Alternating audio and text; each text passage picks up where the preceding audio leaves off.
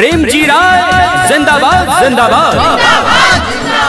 जी हाँ, सरल स्वभाव मिलनसार व्यक्तित्व के धनी प्रेम जी राय को इस बार ग्राम सभा कलंदरपुर से जिताना है और अपने गांव का प्रधान बनाना है, क्योंकि अगर चाहते हैं गांव का विकास, चाहते हैं अपने गांव की तरक्की, तो इस बार प्रेम जी राय को ही जिताएं। सुनो है चाचा चाची, सुनो है बहना, सुनो है बहना, भैया भाभी हाथ जोड़ के आप सबसे कहना कि प्रेम राय जी को अब की जिताना है, कि प्रेम राय जी को अब की जिताना है, प्रधान बनाना है जी, कि प्रेम राय जी को अब की जिताना है, विजयी बनाना है जी। का होता था, कहाँ जाता हुआ इतना सज धज के? अजी बचवा, अजी हम तो वोट डाले जात हई, ये बचवा हम तो प्रेम जी राय के जितौबे, काहे से?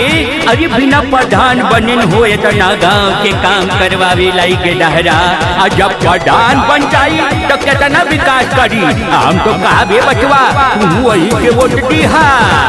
गाँव वालों के हित की ये बात है करते, सबके सुख दुख में है साथ ये देते, साथ ये देते।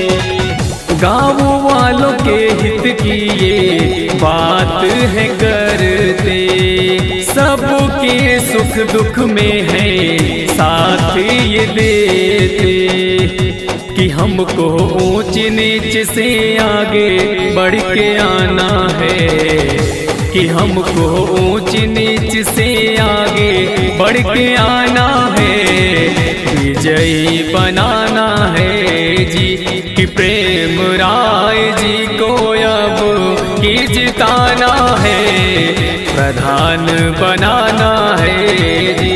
जी हाँ, प्रेम जी राय का इस बार साथ दे रहे हैं अंकित, मनीष, रवि, विपुल, सूरज, राकेश, जय कुमार, शिवशंकर, राहुल, जयप्रकाश, सनी, विवेक, अभिषेक, सत्यम, आशीष, महेश, राजेश। तो इस बार आपको भी साथ निभाना है प्रेम जी राय को आने वाले चुनाव में ग्राम सभा कलंदरपुर का ग्राम प्रधान बनाना है।